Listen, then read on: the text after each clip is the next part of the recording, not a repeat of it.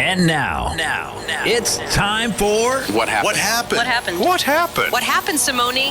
What Happened with Simoni Lawrence. What happened, baby? I'm going to tell y'all what happened. The Ticats is #1 in the East, baby. That's what happened. And when I tell you it was a slugfest, it was a slugfest. And let me tell you something about this slugfest. We was getting hit first. I'm talking about from they scored the first touchdown. We were getting all kinds of penalties in the first half. We were not tackling well, overthrows, drop footballs. But the most important thing, we won this football game. And in a slugfest like this, you're like, how did the Hamilton Ticats that didn't have the first lead in this game until 2 minutes in the fourth quarter win this football game? I'm going to tell you what happened. This is what happened. It was a slugfest. But the one thing about getting hit is not about how you get hit. It's about how you get back up. And when you're in the slugfest, I call this they know the difference. So in this thing, when I say they know the difference, we're going to start at where the game took off. There was a lot of talk going into this game because Hamilton Tirecat has the best two receivers being Kenny Lawler and Tim White. And then we're going against two other very good receivers, Gino and Hardy. And I'll tell you, we all know the difference now because when they threw the ball with 13 minutes and 7 seconds in the third quarter to Tim White, and he got that big first down, and then the play right after that, when Kenny Lawler bombed, the best catch I've seen in a very long time. That was an amazing catch. And that was the thing of we know the difference. Because then you go over to Geno Lewis with 9 minutes and 50 seconds in the third quarter going against our ball player, Jamal Peters. They tried the same thing and throw a jump ball up in the air. We're not having that. Jamal Peters picks that off. And then they try another jump ball later in the game. Moxie backs that down with 1 minute and 21 seconds in the fourth quarter. Now we know the difference. We know the difference. We know that Kenny Lawler is greater than Geno Lewis because he put it on tape. And also Tim White with some big catches. Hardy had a great game for Ottawa. I would like to see him get more targets. I think he had 7 targets, caught 6 of them, had one great catch. Good job by him, but we know the difference between that battle. Kenny Lawler won that battle, and that's a big reason why we were able to get this game the way we wanted to get this game. And let's talk about more. We got Bo Levi versus Dru Brown. How do we know that? We know the difference. I'm going to tell y'all the difference. Dru Brown, first of all, he turned the ball over 2 times. Bo Levi had 0 turnovers. But in a slugfest like this, you have to find ways to win the game. And Bo Levi in the fourth quarter just made more plays than Dru Brown. Dru Brown didn't have any rush attempts this whole night, meaning he wanted to be safe all night. Not Bo Levi, because when the game was on the line the absolute most, he tucked the ball. He's running as fast as he can. He makes a juke. Oh, and he leans forward and ducks his shoulder like, look, I'm getting this first down for the boys because we're getting in this end zone. Because neither team were really good in the red zone. I think they both were only completed 1 time in the red zone. But when they needed the most, Bo got that first down. And then right after that first down, who did he find?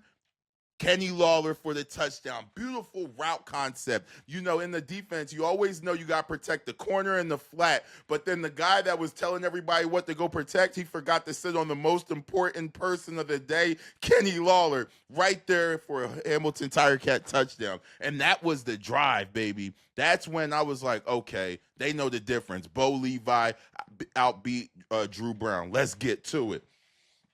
And then my favorite battle, Hamilton Tirecats defense versus Ottawa's defense. Ooh! It was a slugfest. And when I say slugfest, both teams were making plays. It wasn't like, it was like Ottawa wasn't making plays or nothing because this was a low-scoring game. Remember, I said the Hamilton Tiger Cats didn't take the lead of this game until 2 minutes in the fourth quarter. And this defense, let me just tell you, we won the hitting battle, and let me tell you how we won the hitting battle. Let's talk about Casey Sales. Casey Sales was playing behind the line of scrimmage all day, and he started the party off, and he got the first sack with 10 minutes and 49 seconds in the second quarter, and he started the party. And he didn't stop there because it's not the way they were getting sacks. And don't forget that we had 2 sacks and Ottawa had 0 sacks. Our big boys up front, our offensive line was protecting Bo Levi, and we were getting to the quarterback. And the thing I loved about Kendrick's sack that made the second sack for the Hamilton Tiger Cats of the day, it was right after Dru Brown thought he had all of the momentum, and Kendrick just beats Bladick. Bladick was getting beat like a drum all day. First Casey picked on him, then Kendricks hit him with a nice move and then got him down, and then they had forced him to the field goal. So we were dominating that battle. So you got Sales with a sack, then you got Kendricks with a sack, and then we were winning the hitting battle. Physical football play in the fourth quarter. Let's talk about it. Stubblefield, he looked good. He was flying to the football. I know his eyes are going to get better, and he's going to make a lot of the plays because he has the athletic ability to make every single play on the football field, right? And I love the play in the fourth quarter with 10 minutes and 29 seconds where he's tracking the wide receiver. He gets over there and makes a big TFL. That was huge for the Hamilton Tiger Cats at that point in the game. And then also in the fourth quarter, Moxie makes a big play for a gain of 0 yards against Hardy. That was another big play. And then let's talk about Ray Wilburn. Oh my goodness. Ray Wilburn in the fourth quarter, they targeted Geno Lewis, right? For the first time in the fourth quarter with 1:27 seconds left. And I thought Wilburn was going to pick this one off, but he was able to get the ball out. Very next play, he's matched up one-on-one against Geno Lewis, our linebacker against their star receiver with 1:21 seconds left in the game. And he almost intercepted this pass. 2 great plays to make sure that we were able to seal this game out. And it was one of those things where it was a slugfest. So none of the stats are going to make sense because everybody's punching, and it's just like, who's going to get the knockout punch? And this is where it came down to why the Hamilton Tiger Cats got knocked down punch. It came down to coaching. I know we talk about the players a lot, but this one came down to coaching. Coach Milanovic did a great job at setting the tempo and tone for the Hamilton Tiger Cats and their identity. We didn't get it when we went for it on third down in the red zone or inside the 10-yard line, but I like the fact that we are willing to go for something. Look at Ottawa, the team that didn't really understand what kind of game they were in. It was a windy game, meaning the wind was going fast, so it was going to affect the ball. It was going to affect the kicks. So anytime you have to have wind on your side, you have to take your shots. And the thing about Ottawa this game was they didn't take their shots. They were playing like they were a scared football team where Milanovic was playing aggressive. Milanovic was playing to win the game, and Ottawa was just trying not to lose the game. And that's why Milanovic ended up winning, because going into the half, when Peters came down with 35 seconds and smacked that screen pass that they were trying to throw, because they were playing conservative football with the wind to their back, knowing that they don't get a lot of chances with the wind to their back. I didn't understand why they ran the ball and then threw a screen pass and then kind of just tucked their tail and took it into the halftime. That's when I knew Hamilton Tiger Cats was going to win this football game, because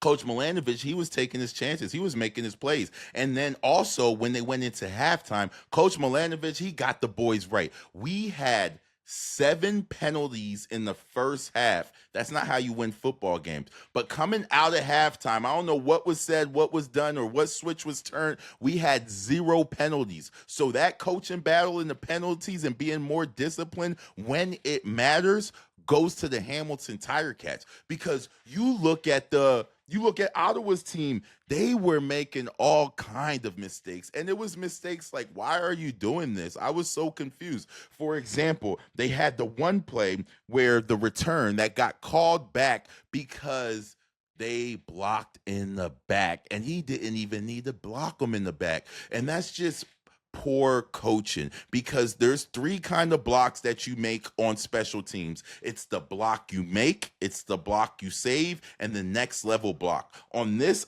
play right here with 13 minutes and 30 seconds, when Pimpleton, a very good returner, took it to the house, this was a block you save, meaning you put your hands up in the air and you just use your body and box him out. Instead, he was aggressive and he pushed him, and it got called, and it took points off the board for Ottawa. And then also, they weren't aggressive when they had the wind to their back to go in on during halftime, but then they're up by a touchdown, and then they with 12 minutes and 51 seconds, and then they throw the ball to Peter's side, who already intercepted your best receiver, but now you decide to throw it to a running back that has zero vertical, and Peters just picks the ball off. So Coach Milanovic dominated this coaching battle today, and that's how we were able to get this W. We were way more aggressive. We were better coached. We were in way better shape. Shout out to Coach Boone, because when the fourth quarter came, Ottawa didn't put 0 points on the board, and Hamilton Tiger Cats kept getting stronger as the game went along. And it was pure domination, like inside the game, within the game, because that's how you're able to have 7 penalties and do all the things that not overthrow the ball, miss tackles, and still pull out a tough team win. And that's what happened. We won the They Know the Difference battles. Geno Lewis versus Kenny Lawler. We know the difference. Kenny Lawler. Our defense versus their defense. We know the difference. Our defense. Bo Levi versus Dru Brown. We know the difference. Bo Levi. And then the coaching staff. We smoked them. Our coaches versus their coaches. We know the difference. And that's how you're able to get these games that you need to win out of the mud. It means you're starting from the bottom of the bottom, and you got to find a way to pull out the win. And the Hamilton Tiger Cats did exactly that. And look, let me tell you else what happened. We had some player of the games. Let me talk to the 21 players of the game. The first one on defense goes to Jamal Peters. Jamal Peters had the 2 turnovers for the Hamilton Tiger Cats that gave them a +2 turnover ratio, which is going to allow you to be able to win majority of the football games no matter what happens in the game. He was playing extremely physical. I mean, on the screen passes, he was coming up, knocking people heads off. Jump balls, he was contesting all of them. Geno didn't get into the end zone not one time. Geno had a lot of yards, but a lot of yards don't mean anything when your team doesn't win the game and you're fighting for touchdowns in the game. So he was getting what he was getting, but he wasn't getting what Kenny was getting. Also, Mark Leggio, the new record holder. He's in the record books now for the most consecutive kicks.